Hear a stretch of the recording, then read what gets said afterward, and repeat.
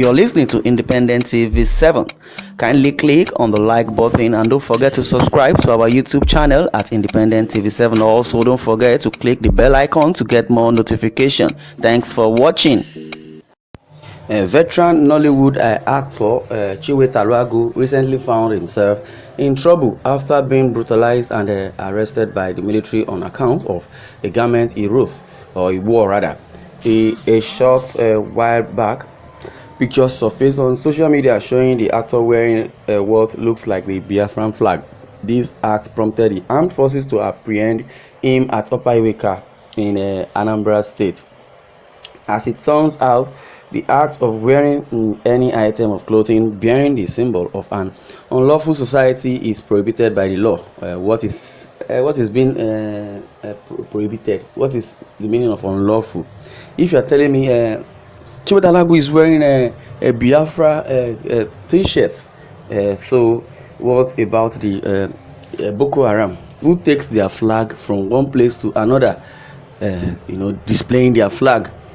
None of them have been apprehended, even carrying AK-47 in the front of the so-called military personnel, and none of them have been brutalized or apprehended. Even if they are apprehended, they still take them, treat them with in gloves kits, and also make sure they are seated. Even if they want to interrogate them, they don't molest them, they don't brutalize them. They rather put them inside the van, and take care of, as in good care of them, when they want to interview them, especially those that are in the northern part. If you tell me they arrested criminal, they arrested this bandit, they arrested kidnappers, you see how they treat them. They will allow them sit on the chair, and start interrogating them, giving them mic and giving them preference. And now, because it's indigenous people of Biafra, and who told them that indigenous people of Biafra are a terrorist group, and who had told Buhari and his cohort? Because I believe Buhari will still come and deny it, and he did not know anything about this act. I believe it's Malami and his gang that are doing all these things just to make sure that Nigeria do not divide, just because they are eating from the paymasters or they are getting peanuts. That is what it is. Well, as it turns out, the act of wearing any item of clothing bearing the symbol of an unlawful society is prohibited by the law according to them, and it's not under the constitution that if you don't have the right to wear anything which you like, or you don't have the right to secede, or no freedom of movement, no freedom of speech, no freedom of association. That is what it is right now. So the constitution of Nigeria does not even help the south in general, southern Nigeria in general. So what they are trying to tell us now is they have their own law and they have their own prohibition. Provision for this can be found under section 65 of the Criminal Code of the Federal Republic of Nigeria. What is the criminal code? So indigenous people of Biafra are criminals or individuals that wear any imprint of any association, because it has been said that there is freedom of association. So is what's it called, is a criminal, and that's why the southerners or those that are agitating have been clamoring for restructuring of this constitution. The constitution which is has been amended does not even portray the rights of the people. Because when you quote this, you quote that, it contradicts itself. And you are telling us we have a constitution. There is no constitution in Nigeria, except if we have the Sharia constitution. As it's often the case, there are consequences attached to the commission of a crime. As it stands now, if Chiwe Taluagu is unable to disprove his alleged membership of IPOB, and if he subsequently tried and found guilty, he will be sentenced to 3 years imprisonment. Okay. Provision for this can be found in section 64 of the Criminal Code. So where are these people seeing all this constitution or quoting all these laws? Where is it embedded? They are telling us Criminal Code 64, section 64, section that, section this. So if found in the section of the Constitution of Nigeria, what happens to the Boko Haram? Why haven't they released this criminal code?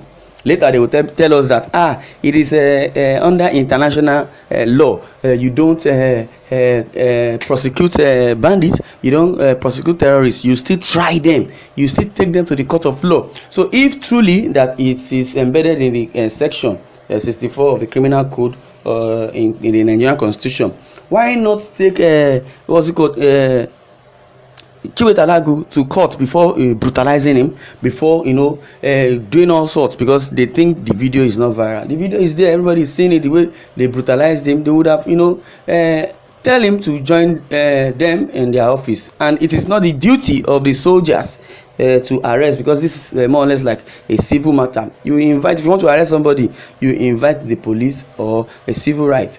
Okay, take him to wherever you want to take him to, or invite him than brutalizing him.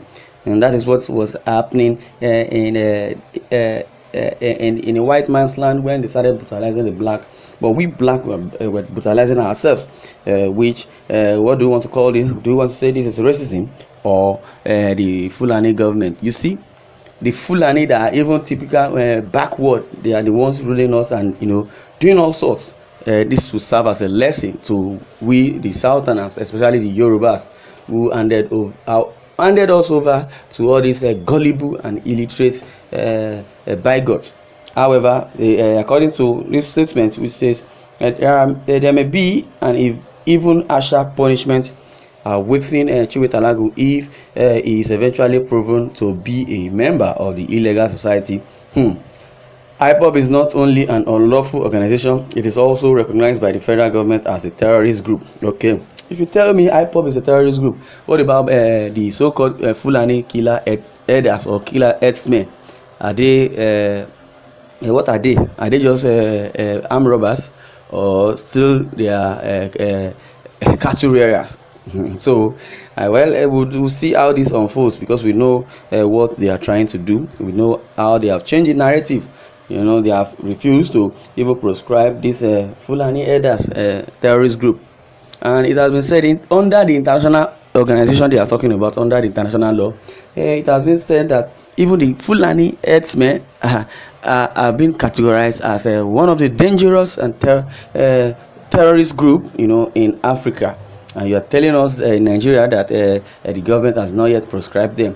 And why is it that the United States selling ammunition to Nigeria, if not for the issue at hand? They know that the Boko Haram and the Fulani herdsmen killing people from one place to another. That's why they are selling to Kano Jet. You see, they sell to Kano Jet, they sell this, they sell that to Nigeria to combat insecurity, because they know those that are perpetrating evil.